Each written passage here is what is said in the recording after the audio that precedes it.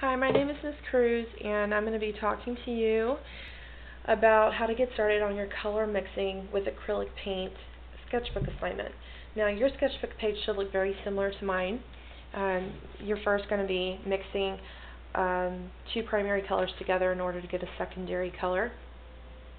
And you're going to do that to get all three secondaries. And then you're going to go ahead and create tertiary colors by mixing one primary and one secondary in order to get that tertiary. And so there's a total of 6 of them. So you need to go ahead and label these colors and label the tertiary colors and which it's going to make. And then of course make examples for them. And then on another sketchbook page, you can go ahead and put these down for color mixing. In order to create a grade value scale, you're going to be working with white and black in order to achieve the gray scales, 9-step scales leading from white to black. And you're going to create a value scale to show tint and shades of a color, and I went ahead and decided to do blue, going from white to blue to a really dark black blue. And you're creating tones, going from red, using the color red and using the color green. These are complement colors. And once you start adding red and green together, it starts to become tonal colors, and eventually it'll make like a brownish color. And then lastly, neutral colors. So, such as brown, if you mix two complement colors together, you do get a brown. But I want you to try other variations, adding white to brown to get like a tannish color. Neutral colors are earthy colors, browns, grays, blacks, anything earthy. So adding another example of adding two complements like violet and yellow, you can get brown. So this is a good place to experiment to try to get those earthy colors. Okay, let's go ahead and get started on the color mixing.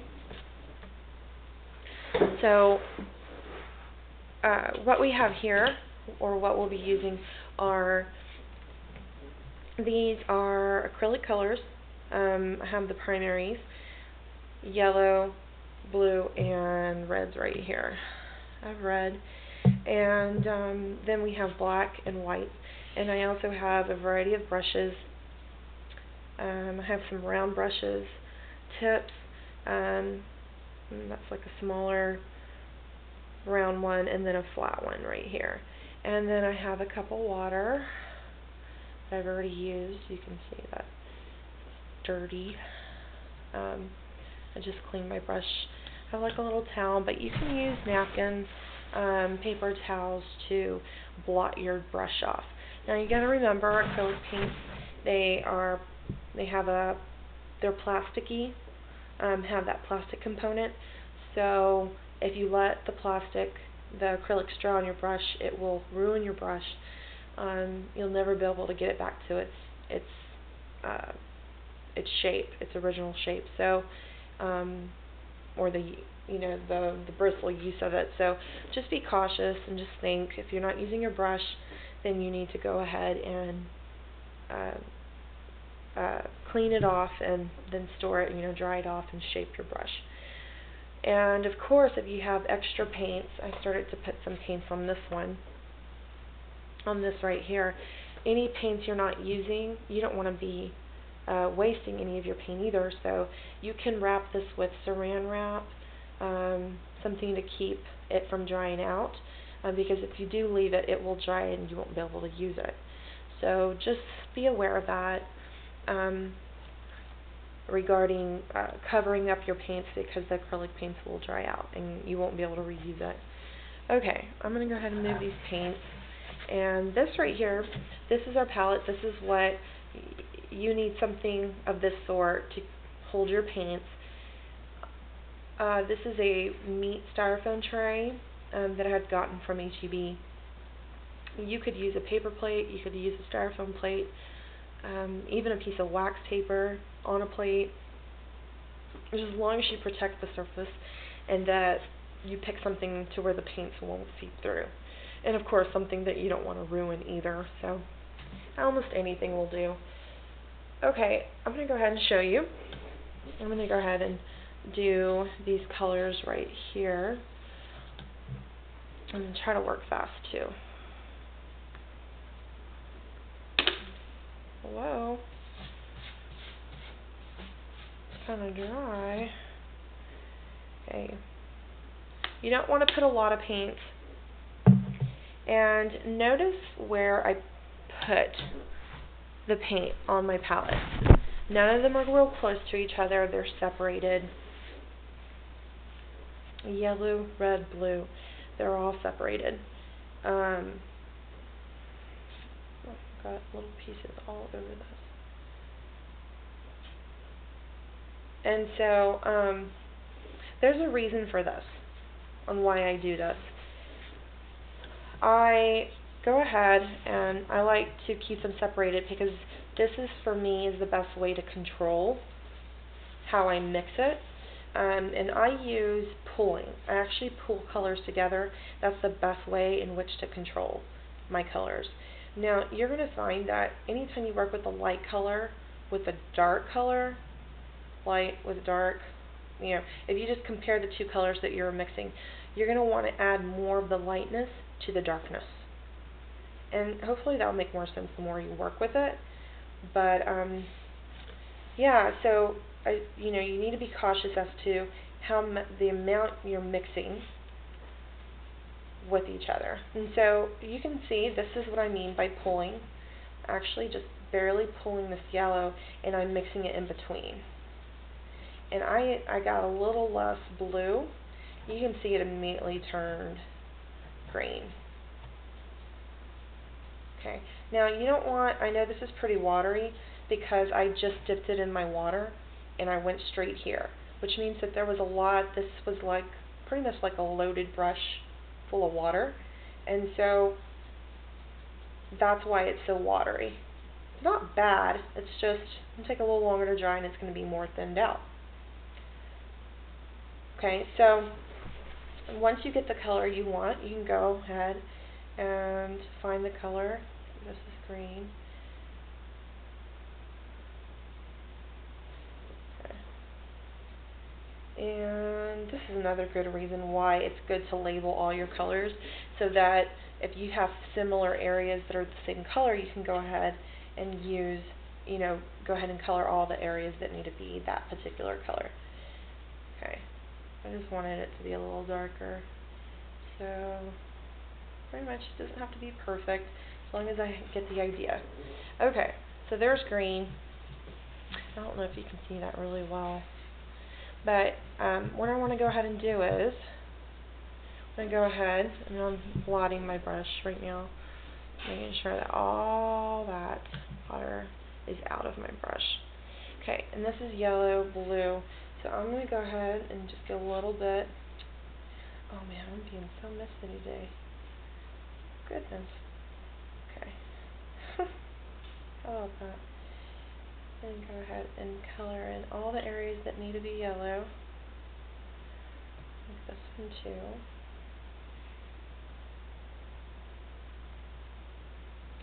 And then I can go ahead and go on to the next color.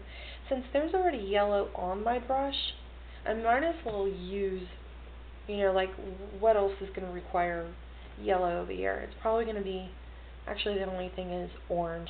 So I might as well create orange, and I'm going to go ahead and pull it right in the middle.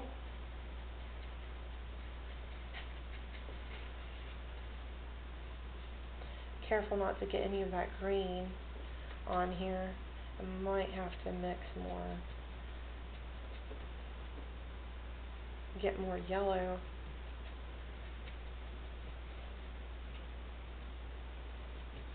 Okay, and so you're just, you know, pulling, picking up, adding. Okay, it's almost there. It's almost orange. Okay, that one's decent.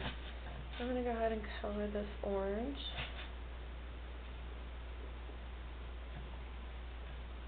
Okay, there you go. So now I can go ahead and go on to the next color. And I think you get the idea, you know, blue straight out, you'd get this color, blue, put it there, and then, you know, if you have a little extra blue on your brush, go ahead and mix it with a little red to get that violet, and then do the red last. That's probably the easiest way regarding how to start doing this on your paper, on your sketchbook. Okay, let's go ahead, let me go ahead and show you the tertiary colors. Okay, tertiary, well, I can go ahead and start with red. I can put red down.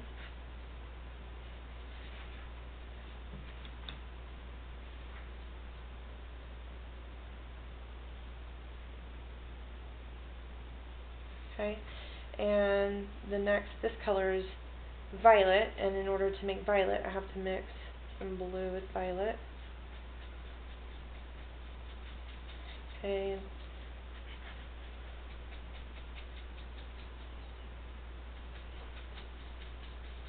You know, all paints are a little different. Sometimes it's going to be a little hard to tell. This is like a really dark, deep purple. So you're just going to have to, you know, think about what those colors should look like and if there should be in between. Oh, this is really dark. Okay. So it's kind of hard to see that. It's actually purple, but on the screen it looks black. So I apologize. I'm not sure why it's doing that. Okay. So now that we have the primary red and the secondary violet, in order to make the tertiary, you have to add those two colors together to make that. So right here, you need to go ahead and pull some of this color and some of that color in order to make that tertiary. And you should see a difference.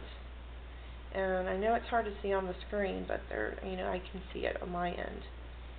You know, that difference.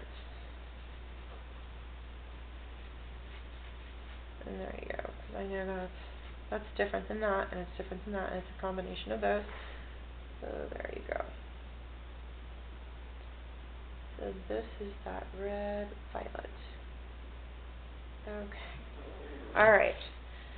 Yep, and that's what you do. You actually label all the colors, then just do exactly what I just did on here. You're going to be washing your brush quite a bit to go on to the next part. Okay? Alright, go ahead and finish that part, and then let's go ahead and turn this over and let me show you, model for you how to do the next part.